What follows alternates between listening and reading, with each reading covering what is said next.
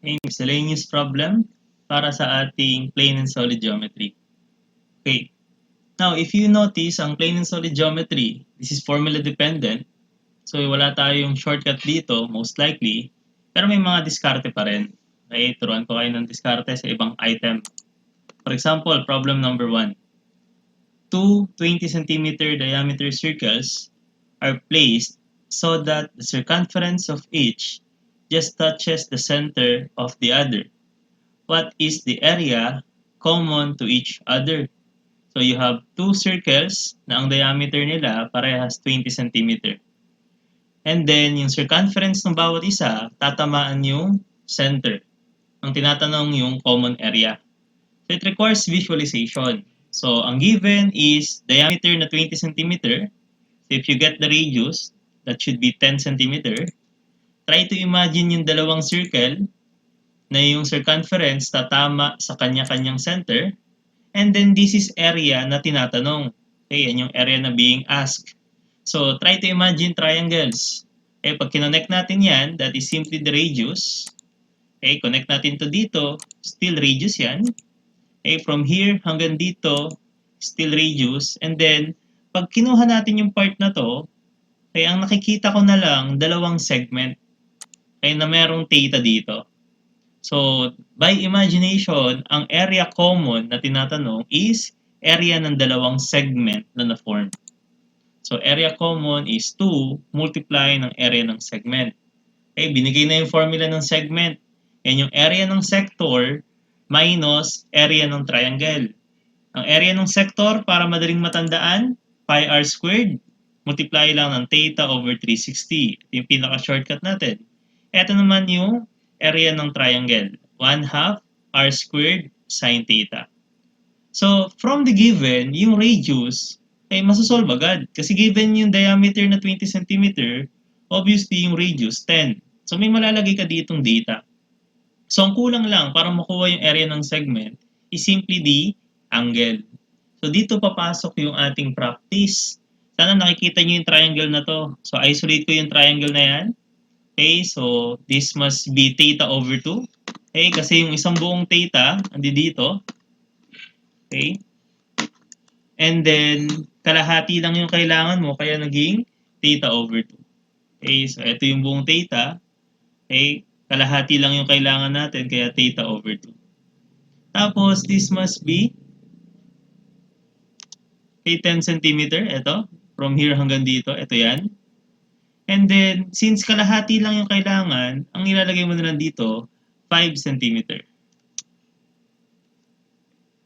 Okay, so ang kulang na lang dito is yung angle. So dito yung papasok na yung calculator na lang.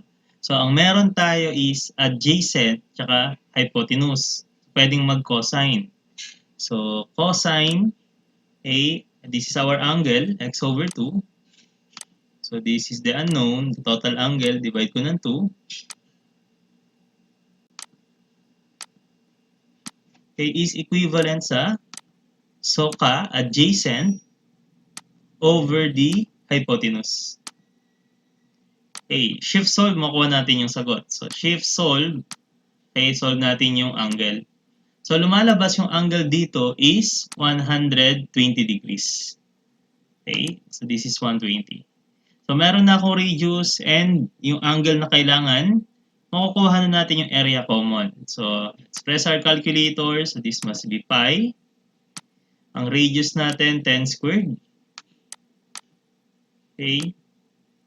Yung angle na na-solve is 120 over 360. Okay, minus yung triangle natin, 1/2. So, this is 1/2. Radius is 10. This is 10 squared sine 120. Okay, you press equal sign, makukuha na natin yung tamang sagot. So, ang tamang sagot natin dito, by the way, times 2 pa yan in the end kasi times 2. Okay, ang tamang sagot should be 122.83. Okay, you choose the best answer Okay, pag i-round off natin yan, that is 123 centimeter. Okay, centimeter squared. Okay, but wait, there's more. Okay, tama yung approach. Okay, ito talaga yung solution dyan. Pero yung tanong na to, paulit-ulit na yung tinatanong sa board exam. So, ang ginawa namin, humanap na kami ng pinaka-shortcut. So, kung hindi nyo kabisado yung shortcut, you solve using traditional solution, nakukuha yan. Pero kung tatandaan nyo yung shortcut, of course, mas mabilis. 1.23 r squared. So, tandaan nyo lang yung shortcut na yan, mas mabilis nyo makukuha. So, 1.23.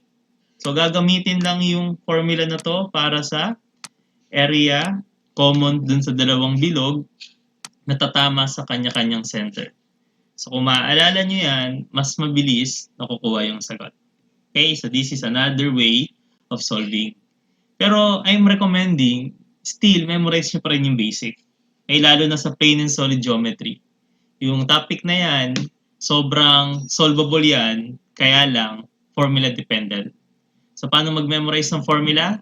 Isulat yung formula many times. Eh, dito papasok yung writing. Lagi nyo isulat sa scratch paper, mga formula sa geometry, kasi madami sila. And, of course, gamitin nyo yung formula. Kasi kung gagamitin nyo yung formula, matatandaan nyo. For example, Pythagorean theorem. Kahit sa ayaw at sa gusto nyo, kabisado nyo yun. Kasi madaming beses nyo na nagamit at nasulat yung formula na yan. Okay, last. Problem number 2. In a circle with diameter na 10 meters, a regular 5-pointed star touching its circumference na nasa loob daw is inscribed. Calculate the area that is not covered by the star. So, eto yung star natin, kita naman, inside the circle, etong area yung tinatanong.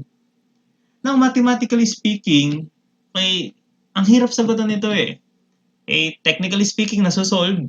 Yung mga wizard, solvable yan sa kanila. Pero I challenge you na talagang matagal. It will take 5 minutes siguro. Sa mga lizard, parang hindi maiisip agad-agad. Sir, hindi ko yan kaya.